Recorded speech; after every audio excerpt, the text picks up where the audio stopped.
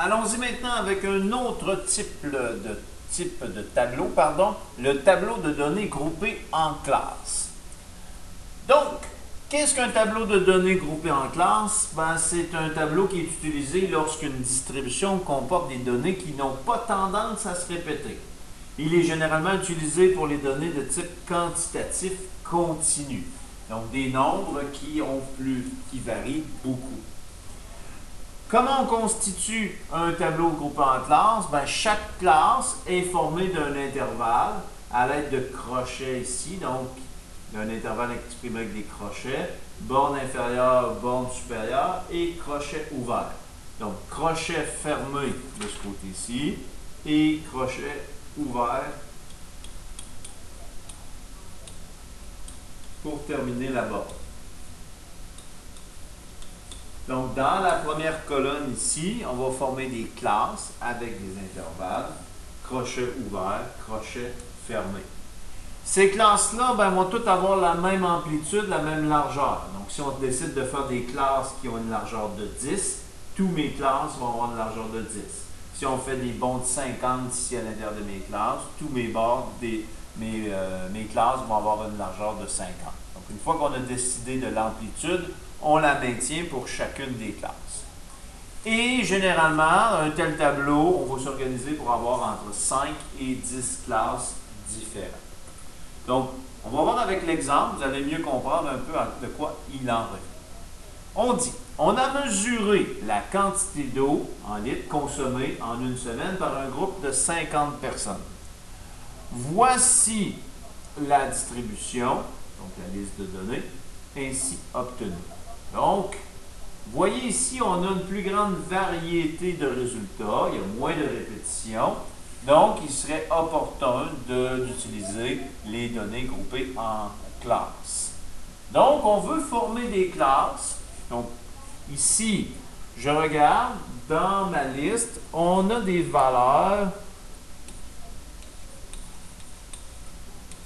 entre 0 et 50 environ, à peu près, entre 0 et 50. On commence à 2, puis on se rend à 47. Donc, si on veut 5 classes, entre 5 et 10 classes, donc on va faire 5 classes de largeur, d'amplitude 10. Donc, on va former des classes ici. J'aurais pu faire d'autres choix. J'aurais pu faire 10 classes de largeur 5, mais ici, je pense que 5 classes de largeur 10, ça va bien fonctionner. Donc, ma première classe, je vais dire de 0 à 10 litres, 0 étant inclus, 10 litres étant exclus, on va aller compter le nombre de données qui se retrouvent là-dedans. On continue avec la deuxième classe. Donc, on a fait des classes de largeur 10. Ma deuxième classe va commencer à 10 et va se terminer à 20 tout en étant exclu. Pourquoi on fait les crochets fermés, crochets ouverts? Pour pas que le 10, par exemple, ici, se retrouve dans les deux intervalles. On ne le compte pas dans le premier intervalle, mais on va le compter ici dans le deuxième intervalle.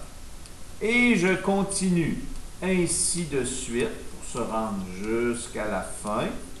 Donc, 30 à 40 et 40 à 50. Donc, les crochets sont fermés ici, ouverts. Il est possible, dans certaines circonstances ici, on pourrait fermer ici le crochet, exceptionnellement. On pourrait le fermer pour ne pas créer une classe supplémentaire. Donc, parfois, désolé, le crayon connaît quelques ratés. Désolé, on va y arriver. Donc, parfois, ici, on peut fermer à la dernière classe.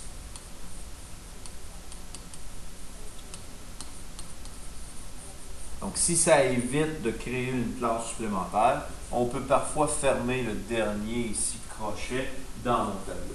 Mais de façon générale, toujours crochet ouvert, crochet fermé ici. Alors, allons-y.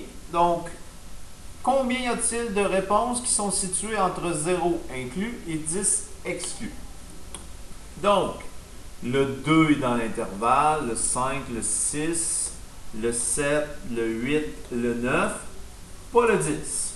Okay, donc, le 10, on va le considérer dans le prochain intervalle.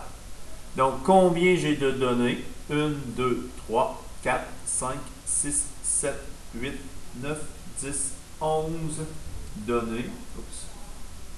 En bleu. Donc, 11 données se retrouvent entre 0 et 10. Maintenant, de 10 à 20. Donc, le 10, cette fois-ci, je vais le compter. On se rend jusqu'à 17 ici. Donc, 1, 2, 3, 4, 5, 6, 7, 8. 8 données. On continue la classe 20-30.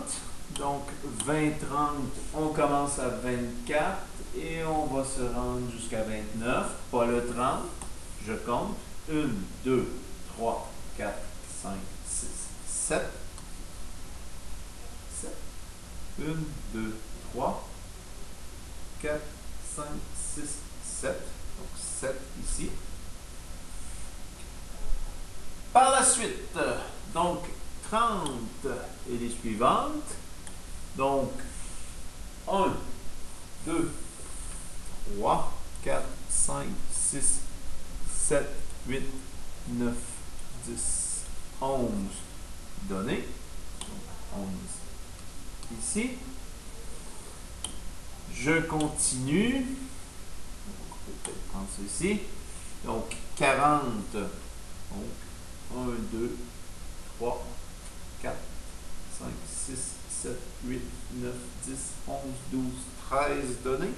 Je recompte 1, 2, 3, 4, 5, 6, 7, 8, 10, 11, 12, 13 données. C'est bien ça. Donc 13 résultats ici. Encore une fois, donc l'effectif, c'est le nombre de fois que ma donnée revient, que mes données sont situées dans l'intervalle. L'effectif relatif, on doit l'exprimer en pourcentage. Donc, pour ça, on va aller calculer l'effectif total.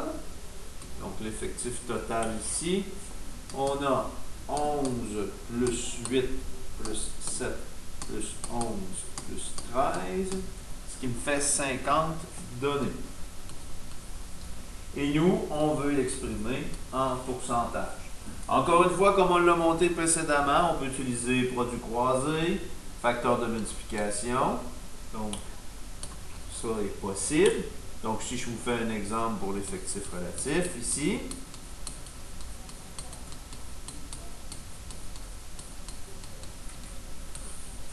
11 sur 50 équivaut à combien sur 100? » Encore une fois, ici, puisque les dénominateurs, on peut trouver facilement le facteur de multiplication qui est de fois 2.